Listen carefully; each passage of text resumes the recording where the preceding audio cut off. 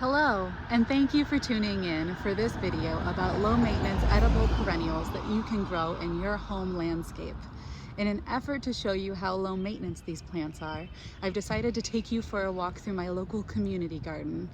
Here in this space, the plants are not given any additional water and have to work with what nature gives them, and with the kind attention of some weeding gardeners from time to time. I look forward to showing you this space and to telling you more about some of my favorite native fruits. My name is Kasey Eaves. I am the owner of Eaves Gardening Services and the garden leader here at Montrose Metro Community Garden. Let's go for a walk. If you were to ask me what my favorite tree is in Illinois, it would be this one. This is called a Juneberry, serviceberry, or if you were going for the Latin name, Amelanchier. I'm going to walk up closer now. You'll see that they already blossomed. They're one of the first blossoms of the year with brilliant white colors, and now they're starting to set their fruit. Juneberries are called Juneberries because you harvest them in June. They look and taste very similar to blueberries with a touch more sweetness and juiciness to them. However, blueberries, who really love acidic soil and the coastal regions, don't thrive necessarily in our Illinois clay. And so if you're looking for that flavor, the Juneberry is the best option to provide it for you at a very low maintenance opportunity. If the spring blossoms weren't enough and the fruit weren't enough for you, you'll also know that they develop really slowly in their growth habit, so they'll maintain dwarf sizes for a while. You can get them as tree or shrub form, and in fall they will put on a beautiful scarlet color on their leaves, making this truly an all-season plant. If your grandparents ever served you gooseberry pie or gooseberry jam, then maybe you should consider growing it in your home landscape, or at least giving it a try for its delicious tart flavors that it provides through its berries. One thing I will tell you about gooseberries, while they stay compact at only about 3 feet tall and 3 feet wide, they do carry some thorns. So when you're shopping, try to seek a thornless variety. These have just finished blossoming and are about ready to put on their fruits. We get a massive harvest of them here at the community garden, and people absolutely adore them. If you haven't tried them, I suggest you give them a shot at a farmer's market and then pick up a plant to throw in your own home landscape. Did you know that you could grow hazelnuts in Illinois? Right here in between this gooseberry that we just discussed and the Juneberry I discussed before is an American hazelnut shrub. They get 5 feet wide by 5 feet high. This one does need some pruning at its base, but otherwise they have had no maintenance in the 5 years they have been here on our property. Hazelnuts come in 2 forms, both tree form and shrub form. The tree form seems to thrive in our coastal regions of the US, while the shrub is perfectly happy here in Illinois, given whatever soil requirements that we can get it.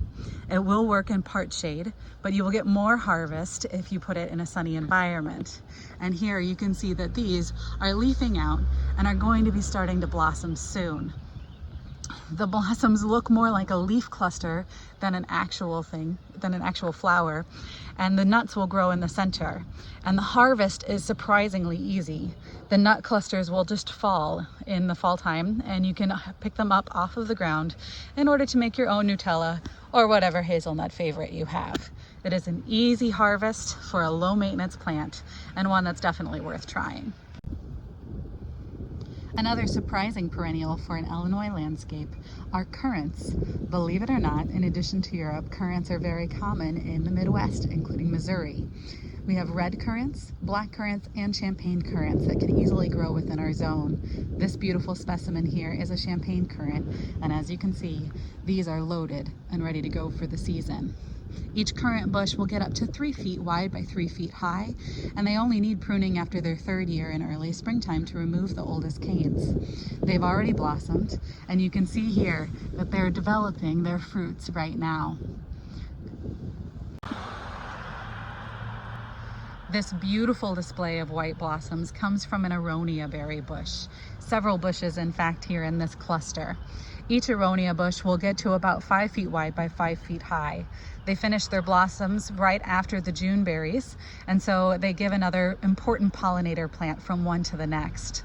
These aronia berries will put on deep, dark fruits late in the season, and those fruits are also known as chokeberries. You can see some from last winter there. Chokeberries have an enzyme in them that makes them a little hard to taste fresh, but if you cook them or freeze them, they will turn into a superfood with about the same cooking consistency and flavor as an acai berry.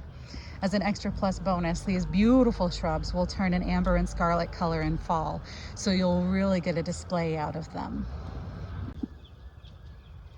And yes, you can grow some supermarket favorites in your yard and still get some beautiful colors. Hiding behind these gorgeous tulips is another beautiful display of blossoms on our strawberry plants. Several hybrids are now available that have spring pink and light pink and white blooms so that you can add a lot of vibrancy to your raised bed.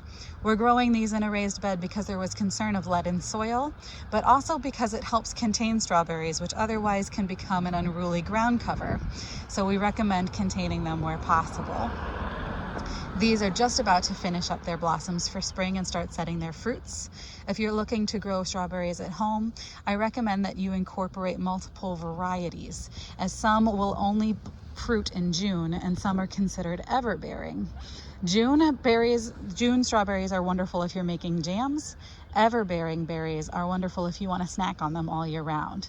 I recommend planting a mix so that you can enjoy one nice bumper crop and several snacks for the rest of the season. And in case you were wondering, yes, you can grow raspberries in Illinois, and you can do it in part shade as well. You can see here that these are on the north side of a fence and retaining wall. They will put out about as much fruit as the sunlight you give them. So please keep that in mind. If you're looking for a giant harvest, either give them more space or more sun. Brambleberries also have a tendency to ramble, hence their name. So we have a trellis here in order to help hold them in check. This is a 3-year raspberry bush. First-year raspberry bushes tend to show shock, so please don't be afraid if they're not doing what you want in the first go. But know that they are going to catch up, and then you will need to contain them so that they don't travel across your yard. However, raspberries have the same growth habit as strawberries, where you can harvest them just in spring or in spring and fall. So try to find the variety that's going to work best for your own eating habits. And if you find yourself fighting with birds, I recommend getting a peach colored or yellow colored raspberry, as the birds are really attracted to the color red, and then you don't have to worry about sharing your harvest with them.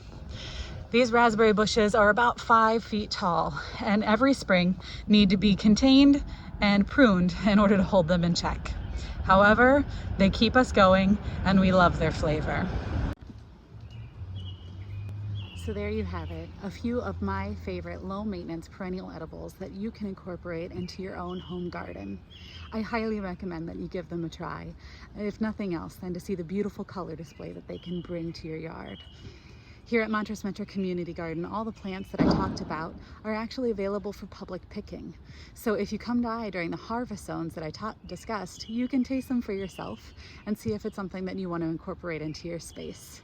Please support your local nurseries and businesses, and stay safe and healthy, everyone. If you have further questions, you can reach me at services@vivanggardens.com, where we can help you build a home landscape you're looking for.